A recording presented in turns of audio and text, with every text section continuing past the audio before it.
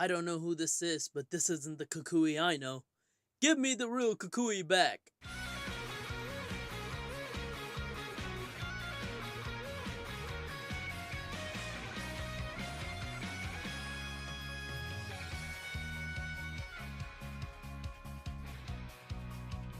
Hello everyone! Episode 87 of Pokemon Sun and Moon has just dropped, and it is full of exposition, so let's get right into this review. It begins with Ash and his Pokemons waking up in the morning. The gang is hungry, and they want to go downstairs when they notice a horror that they've never witnessed before. It's Professor Kukui. He has his coat closed. Not only that, he's wearing a t-shirt, and he got up later than them. What? So, after Ash asks what's happening, Kukui says that he feels like there's a cloud over his head, and he feels like he has very little energy.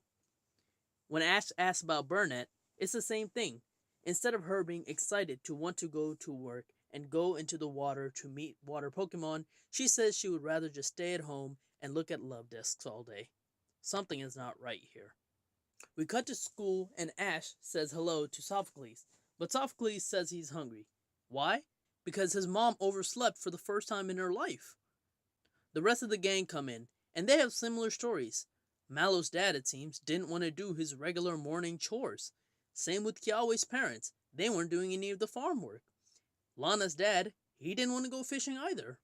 And even Hobbs, it seems like something was weird with him. Ash is just about to explain the weirdness of Kukui to the rest of the group when Kukui comes in the class and says, "Sup." So he doesn't have to explain anything. Kukui comes in the class and he says he was about to teach them about the Manalo festival that is happening in 2 days. However, he thinks the class should discuss it amongst themselves and leaves the class. We find out that he goes to sleep along with Principal Oak. They're both sleeping. Kiawe decides to take charge and talk to the class about the Manalo festival. It seems every 21 years a total solar eclipse happens in Alola, and during that time, all the island kings and queens go to their rooms and offer prayer to the Pokemon described in Alola's creation myth. Manalo is from the old language that means you and I will live together.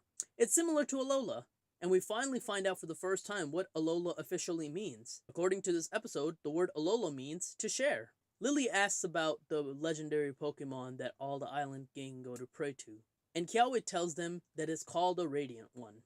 Now, if you've been keeping up with the series, then you know this Pokemon, we've heard of this Pokemon before. In fact, Acerola told Ash about this same creature when he was at Ula Ula Island for his trial. Apparently, Lily's mom has told her the story of the Radiant One. It basically gave light to Alola a long time ago, and then after it did all that, it went into a slumber.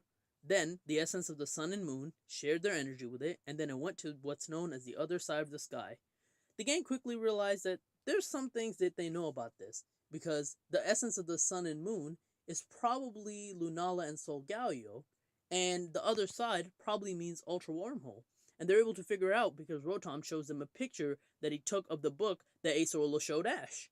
They also noticed that Pipole has been drawing similar symbols to the one in the picture. Cut to lunchtime. It seems Sophocles' mom not only didn't pack him a breakfast, but also didn't make him lunch. So he doesn't have lunch for today, and he thinks he's about to die.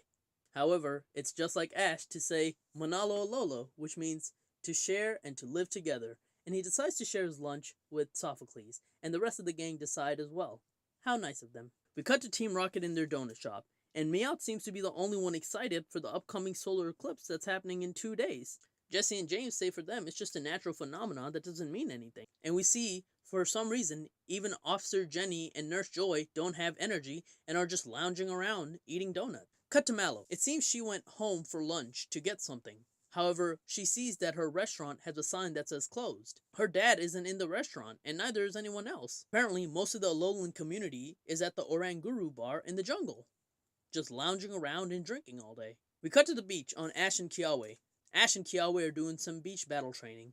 Ash and Kiawe both try to use their Z moves, Spark and Gigavolt and Inferno Overdrives. However, for some reason, it fails. They're starting to wonder maybe it's the cloud that's been all over Alola today that's causing this to happen, but they're not really sure. This is when Pipole creates another symbol on the beach. What is this symbol? I guess we'll find out. We cut to the Aether Foundation, and it seems like everyone in there is lounging and not wanting to do work as well, but at least they're trying. They found a mini Ultra Wormhole. However, instead of it giving off energy like it usually does, for some reason, this one seems to be taking the Ultra Aura away. They wonder if this is the reason why everyone is feeling so unmotivated today. They say they're going to investigate, but then again, they're so unmotivated. Cut to the Team Rocket helicopter. Matori, Giovanni's secretary, and some Rocket Gang members are on their way to Alola. They also know about the mini Ultra Wormhole, and they want to find out if they can meet the Radiant One. They turn on their camouflage and head to Alola. Then, we cut to Gladion and Silvally. We haven't seen Gladion in a very long time. But something's wrong. Silvally's going crazy. Gladion's trying to calm it down. Apparently, Silvally's scared. That means something from the Ultra Wormhole is coming, and it's scaring Silvally. We see Solgaleo and Lunala going through the Ultra Wormhole. However, they're being chased by what looks like a mysterious being. This mysterious being attacks Solgaleo, and it seems to knock it out, and it's now chasing Lunala. Who's that Pokemon? It's Silvally. We cut back to class. The class is talking about how the sky is getting darker. However, they're interrupted by the Ultra Guardian bell. Usually, Professor Kukui would be the one to press a button that allows them to go down. However, since him and Principal Oak are sleeping, Ash decides he's gonna do it. They press the button and go down. However, there's no one on the screen. Eventually, Miss Lucamine comes out of the screen. She looks like she hasn't slept in years. Lily even makes a comment that her mother should try to dress up before appearing in front of people. She tells them that they should meet at the Ultra of the Sun because something is going down. They all fly to the Ultra of the Sun, and once they land, Lucamine tells them that there's one more person coming. Turns out it's Gladion, and we find out that his ride Pokemon is a Noibat. That's pretty cool. Gladion sees Ash and Piepole, and asks Ash if it's an Ultra Beast. Ash nonchalantly just answers, "Yeah, isn't it cute?" I found that pretty funny. So the Aether Foundation tell our hero about the mini Ultra Wormhole that's taken away the energy. And the reason they've been called here is because they're trying to get a reading on where this mini Ultra Wormhole might be. However, the clouds are blocking it, so they need all of them to use their Z moves into a machine that'll help clear the clouds. Our heroes use their Z moves and help clear the clouds, and it looks like they're on their way to find out what this mini wormhole is.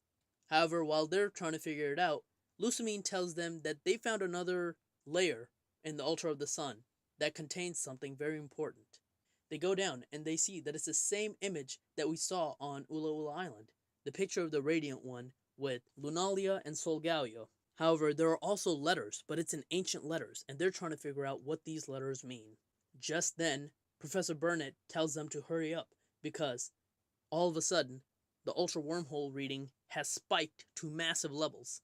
It seems something is coming out. Gladion sells out Silvally, ready to fight. And for some reason, Silvally doesn't notice Piepole, but whatever. However, first, they see coming out of the moon, it's Lunala. Our heroes are shocked, and they're happy, and they're excited. But then, they notice something is chasing it. That mysterious Pokemon. What could it be? The after credits scene had Oranguru kicking everyone out of the bar because they were being lazy and not doing any work. That's pretty funny. So overall, this was a great episode that's going to set up the next 2 episodes that's going to lead to probably the conclusion of the Necrozma arc. I don't know if it's going to lead to the end of Piepole, but we'll have to see. This was a very plot-heavy episode, so there's not much action that happens. And there's not much comedy either because they had to set up so much. However, the preview of the next episode makes it look like there's going to be a massive fight between this mysterious Pokemon and Lunala. So I'm excited to see that.